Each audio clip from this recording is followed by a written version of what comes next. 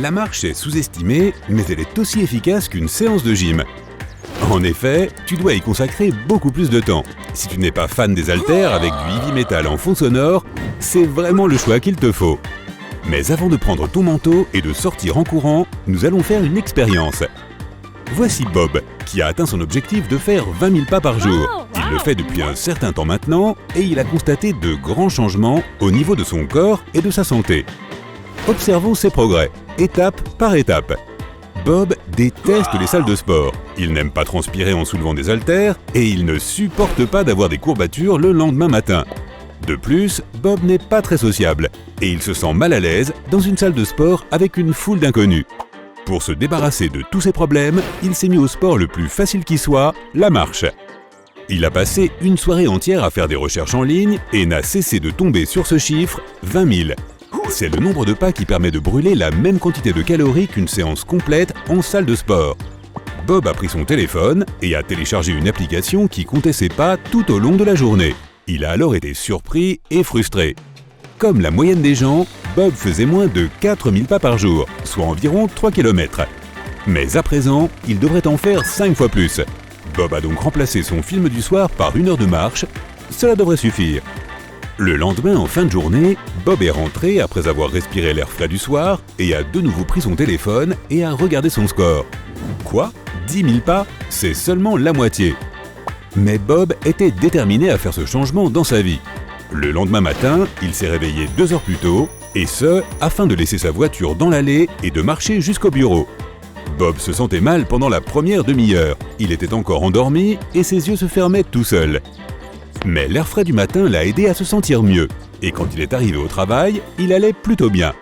Pourtant, dans l'après-midi, son manque de sommeil est revenu en force. Bob a dû boire beaucoup de café pour pouvoir tenir le reste de la journée. Quand Bob est rentré chez lui, il était épuisé. Il avait juste assez d'énergie pour se préparer un repas et se glisser dans son lit. Exit la promenade du soir. On dirait que la promenade du matin lui a fait plus de mal que de bien. Le lendemain matin, Bob a élaboré un nouveau plan à partir de zéro pour atteindre son objectif de 20 000 pas. L'idée principale était de faire ses pas, non pas par de grandes tranches lors de la marche du soir ou sur le chemin du travail, mais par petites portions tout au long de la journée.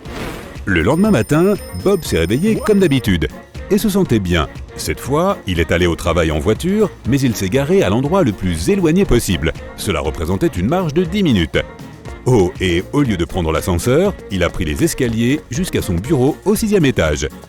Au cours d'une journée de travail normale, il devait envoyer des textes et des courriels à ses collègues. Mais aujourd'hui, il n'a pas envoyé un seul email.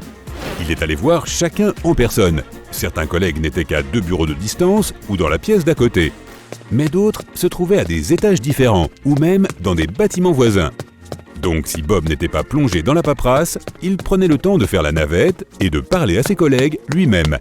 C'est l'heure du déjeuner. Au lieu de manger à la cafétéria puis de regarder son téléphone pendant 40 minutes par simple ennui, Bob a apporté son déjeuner depuis chez lui. Il a marché 15 minutes jusqu'à un parc voisin et a mangé en plein air. Un autre quart d'heure pour retourner au bureau, ça fait une demi-heure de plus. Et Bob était de retour à son poste de travail juste à temps pour la fin de sa pause déjeuner. C'est l'heure de l'entretien hebdomadaire avec le patron.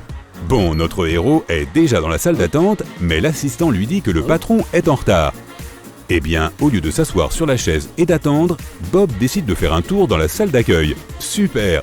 10 minutes de marche en plus à son actif. Et c'est l'heure de partir. Bob prend sa veste et se prépare pour le trajet du retour. Une fois de plus, il faut descendre les escaliers et marcher un peu jusqu'à sa place de parking. Bob est rentré à la maison et a pris un excellent dîner. En fait, il n'était pas fatigué, il était même heureux de sortir pour sa promenade du soir. Bob a décidé de marcher jusqu'au lac, en dehors de la ville, et de revenir. En arrivant chez lui, il a reçu une notification sur son téléphone. C'était son compteur de pas et il s'est allumé comme un 14 juillet. 20 000 pas, cela représente environ 16 km, presque autant que la longueur de Manhattan. Pendant toute la semaine suivante, Bob a suivi sa nouvelle routine et a emprunté le même itinéraire tous les jours. Pour atteindre son objectif, il a dû marcher au total 3 heures par jour. Il n'avait que 24 heures à sa disposition, dont 8 étaient consacrées au sommeil, et ces 3 heures représentaient donc une grande partie de sa journée. Bob s'est fixé un autre objectif, mettre ce temps à profit pour quelque chose d'utile. Il est donc retourné à son bureau et a commencé à planifier. Au début, il a essayé la musique pendant sa promenade du soir, mais c'était un peu ennuyeux. Puis, il a écouté des podcasts et il les a tellement appréciés qu'il a foncé dans un lampadaire. C'est alors qu'une idée brillante lui est venue à l'esprit. Partager l'amour, partager les pas. Le lendemain, Bob n'était pas seul pour sa promenade. Il a emmené un ami à quatre pattes. Bob est devenu bénévole au refuge local pour chiens et maintenant, chaque promenade était une opportunité pour un chien chanceux de renifler un tas d'arbres et d'autres trucs. Une nuit, le chien qui l'accompagnait était trop mignon. Et depuis, Bob a un chien. Tous les jours, il a une motivation sans pareille pour sortir de la maison et faire ses pas. Il prend soin de son compagnon. Le matin, il se réveille avec le chien qui lui lèche le visage et le supplie de sortir. Le soir, le chien retrouve Bob et ils vont au parc ensemble. Ils sont tous les deux heureux et maintenant ce substitut de salle de gym ressemble à un hobby tranquille sans aucun stress. Bob a donc vécu comme ça pendant 2 mois. Il a fait 20 000 pas par jour. Et qu'est-il arrivé à son corps? On peut féliciter Bob, il a perdu 4 kilos. Et il n'essayait même pas de perdre du poids. Au contraire, toute cette marche lui donnait faim tout le temps, il mangeait constamment et il ne suivait pas un régime spécial. Il mangeait encore de temps en temps des hamburgers et des frites, de la pizza et beaucoup de sandwichs. Mais ce nombre magique de pas par jour a suffi pour que la graisse de Bob commence à fondre. Mais il ne s'agissait pas seulement du poids. L'état de santé général de Bob s'est amélioré. Marcher au moins 30 minutes par jour réduit le risque de problèmes cardiaques. Et Bob consacrait 3 heures à cette activité. Les jambes et les articulations de Bob ont cessé de lui faire mal après une vie passée assis toute la journée. C'est parce que la marche aide à lubrifier et à renforcer les muscles qui soutiennent les articulations. Et elle augmente le niveau d'oxygène dans le corps. C'est plus revigorant qu'une tasse de café. Et ces formidables hormones du bonheur qui sont libérées lui a valu un franc succès au bureau. Donc, si tu veux adopter le style Bob et commencer à marcher 20 000 pas par jour, souviens-toi de quelques détails importants. Il est préférable de faire plusieurs sessions de marche de 15 minutes plutôt qu'une ou 2 séances de marathon. Cela empêchera tes jambes de se fatiguer ou de se blesser et te permettra de mieux gérer ton temps. Si tu te promènes le soir, porte un objet réfléchissant sur ton t-shirt ou ton pantalon. S'il y a du soleil, mets une casquette et utilise de la crème solaire. 3 heures de soleil, c'est beaucoup. Tes chaussures doivent être confortables et offrir un bon support à la cheville. Ne porte surtout pas tes chaussures de travail. Et pour ne pas t'ennuyer pendant ta promenade, consacre ce temps à tes pensées, à la musique, à tes amis, à ta famille.